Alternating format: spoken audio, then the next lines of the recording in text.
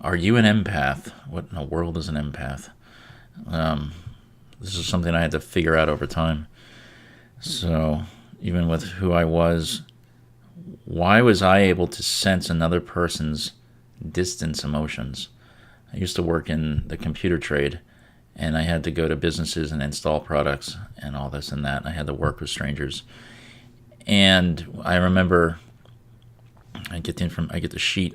It was like a description of the company and the person that I would have to contact, their contact information in that sense. And I would call, and during the dialing and asking for this person, I would get an emotion coming over me, like a demeanor of a person, but I hadn't not yet spoken to this person.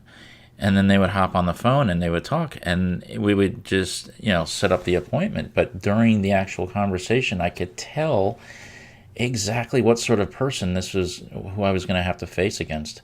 Not that this is a negative thing, but it's really a strange phenomenon, in my opinion, that I was able to sense their emotional output. So is this person going to be have a demeanor that's very sturdy and grounded and easy to speak to, and they deliver a response that makes sense? Or is this person going to sound very weak-toned, and their voice really dictates their presence, and it's a description of emotions that can occur.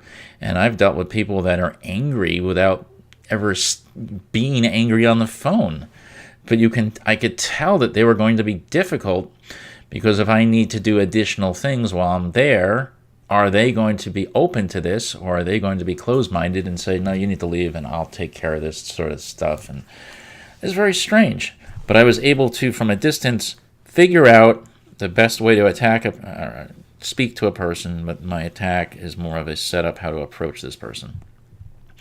And that's about it. But that's how I discovered I was an empath early on. The other stuff that occurred to me as an empath, which I didn't know I was an empath, was I once came in contact. I didn't even have any communication with this person, but I was literally just in a shopping mart store, and there was an angry person. Without him expressing anger in front of me, there was no words or anything. I just said, that person looks very angry. And the next thing I know, I dialed somebody on my phone and I got angry with them. And I wasn't angry.